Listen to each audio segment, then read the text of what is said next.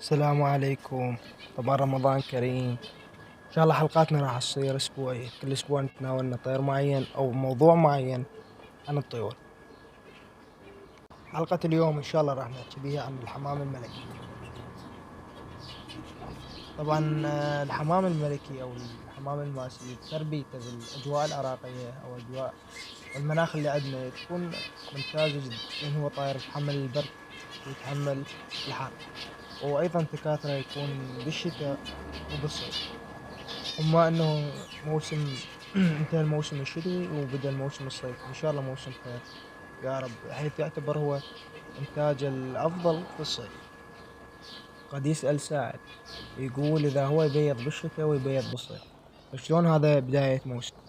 فأحب أقول له إنه هو يبيض، صح يبيض بالشتاء ويبيض بالصيف، بس الموسم الصيفي أفضل بالنسبة للأفراخ ومقاومتها، بحيث الجو يكون ملائم إلها والأفراخ ما تموت.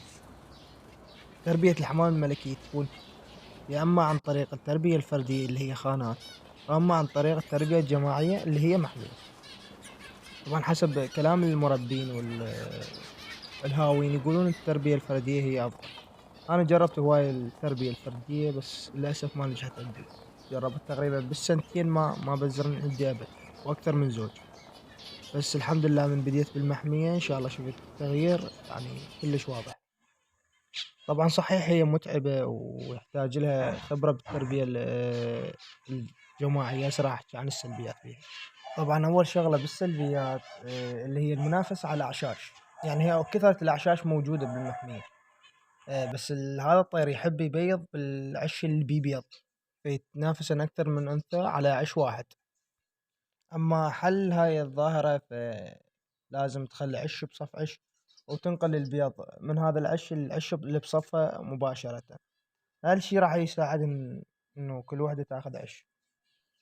الشغلة الثانية اللي شفتها هي المخاليف تحب تنام بالأعشاش اللي بيها أفراخ أو بيض، حتى لو أعشاش ما كانت لأمهات. يعني هاي طبيعتها، وتحب تلعب بالبيض. يعني هذا الشي يؤدي إلى تلف البيض. أما إيجابيات هذا الطير اللي شفتها، هو طير منتج على طول مواسم السنة، والشيء حلو يعني يفيد المربين. وأيضا يتحمل درجات الحرارة، يعني إن ارتفعت أو انخفضت. يعني طير جدا مناسب لكم الأجواء، مثل ما قلت لكم بداية الفيديو، الأجواء العراقية. طبعا هو طير مو خجول، يعني ما تقدر تقول عنه خجول، لأن هو طير أليف جدا جدا أليف. يعني حتى لو نتربى بمحمية وغيرها فهو يحاول يقترب من المربي أو من الشخص اللي يعتني به. أما عن الإنتاج المخاليف يعني أو الأفراخ النتية من يكون عندها أثبية ويصيرون عندها فراخ، فالأفراخ تقريبا تكون بعمر أسبوعين النتية تتزاوج، يعني بعدهن بالأشهر النتية تزاوج وتهيأ للعش الثاني. طبعا الطيور اللي عندي هي كلها عادية ما عدا اللون الأحمر، وإن شاء الله مستقبلا أحاول أجيب طفرات نادرة وجميلة، يعني مثل المشجر وغيرها إن شاء الله، سنو وايت، البينو وغيرها إن شاء الله. يعني مو بس بالحمام الملكي، إن شاء الله يشوفون طيور جديدة ونادرة. أنا كنت هاملها طبعا هاي الفترة كلها حكم الظروف والدراسة وأمور. طبعا مثل ما تشوفون حاليا بالفيديو الأفراخ وصلت لهيج عمر تقريبا أسبوعين، والنثية باشرت بالبيض. يعني ما شاء الله إنتاج حلو.